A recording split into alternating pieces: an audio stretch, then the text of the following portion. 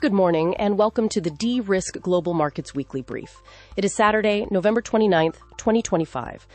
2 weeks ago, we spoke about the data void, that uncomfortable silence caused by the government shutdown. Well, the silence has broken, and the numbers are talking. But the market's reaction has been nothing short of paradoxical. We are officially in the grip of the bad news bid. Here's the setup. Consumer confidence has cracked, hitting its lowest level since April. Recession fears are flashing in the bond market, and global growth forecasts are being slashed from Berlin to Beijing. Logic suggests equities should be defensive. Instead, risk assets are catching a bid. Why? Because bad economic news has cemented the conviction that the Federal Reserve and its global peers will be forced to cut rates aggressively in December. The market is no longer trading on earnings growth. It is trading on the liquidity injection required to fix the growth scare. However, there is a massive dislocation hiding in plain sight. While stocks cheer the prospect of cheap money, the commodity complex is screaming two very different messages. Gold is pricing in monetary debasement, while oil is pricing in a demand collapse. It is a fragile equilibrium. Alex, let's trace this bad news bid across the globe. Start us off with the international picture, Asia and Europe. Thanks, Sarah. The bad news bid was the dominant force across international desks this week, particularly in Europe, where the disconnect between economic reality and asset prices is widest. Let's look at Germany. The data confirmed the economy stagnated in Q3 with zero growth, narrowly avoiding a technical recession, yet the DAX surged a massive 3.23% this week to close at 23,837. Why? Because stagnation forces the ECB's hand. The index remains in a robust technical posture, holding a golden cross where the 50-day moving average of 23,957 sits above the 200-day average of 23,492. Although the price is currently trading slightly below that 50-day line, the weekly surge suggests investors are front-running a dovish pivot from Frankfurt. Across the channel, the UK's FTSE 100 rallied 1.90% to finish at 9,720. The macro backdrop is similar. The Office for Budget Responsibility downgraded growth forecasts to just 1.5% long-term, yet the index is trading comfortably above its 50-day average of 9,554 and its 200-day average of 8,990, a confirmed Golden Cross configuration. The signal here is clear. Weak growth equals lower yields, which equals higher equity valuations. Moving to Asia, the narrative shifts slightly, but the outcome is the same. In Japan, the Nikkei 225 drifted higher by 0.86%, closing at 5,254. The Bank of Japan is caught in a bind, promising measured rate hikes while the government unleashes a $135 billion stimulus package. The technicals remain constructive with a golden cross in play. The 50-day SMA at 48,434 is well above the 200-day at 41,142.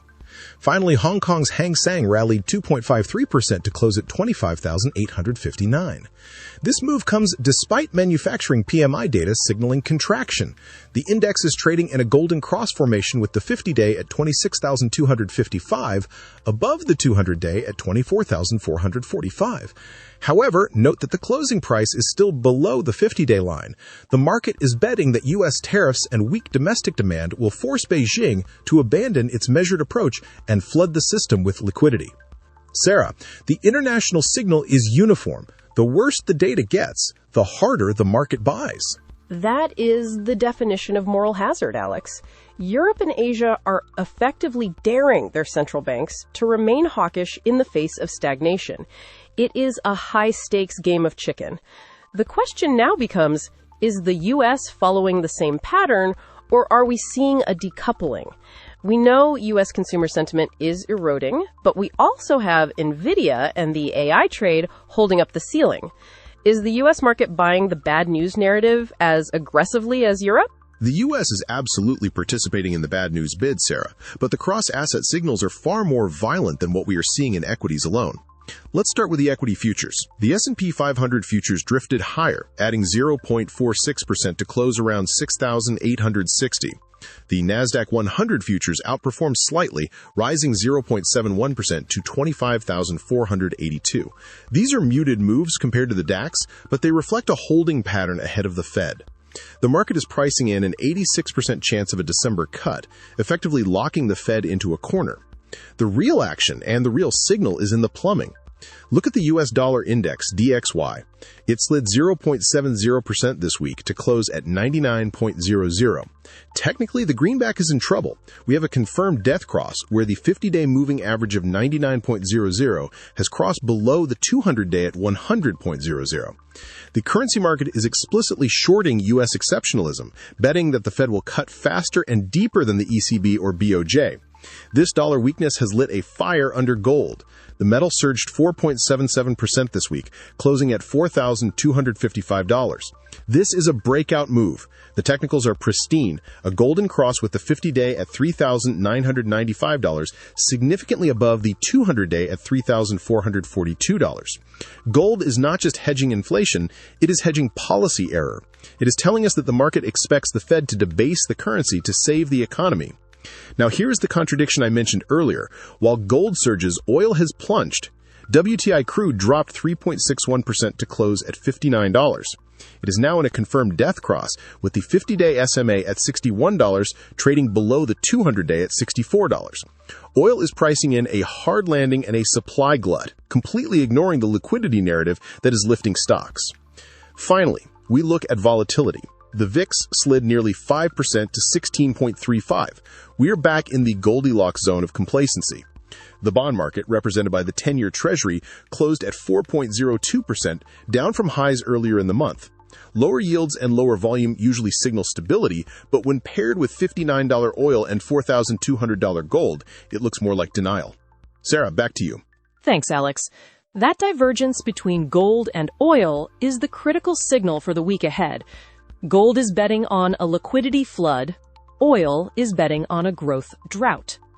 Equity markets are currently ignoring the drought and celebrating the flood, but that is a dangerous tightrope to walk. Looking to next week, the bad news bid faces its ultimate test. We kick off December with a speech from Fed Chair Powell on Monday, followed immediately by the ISM manufacturing PMI data.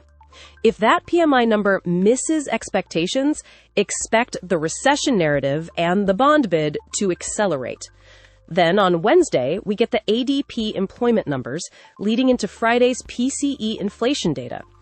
The market wants a Goldilocks slowdown, weak enough to guarantee a rate cut, but not so weak that it breaks corporate earnings. If the data comes in too hot, the rate cut bets unwind. If it comes in too cold, the oil market's recession warning could spill over into equities. That's all for this week's episode.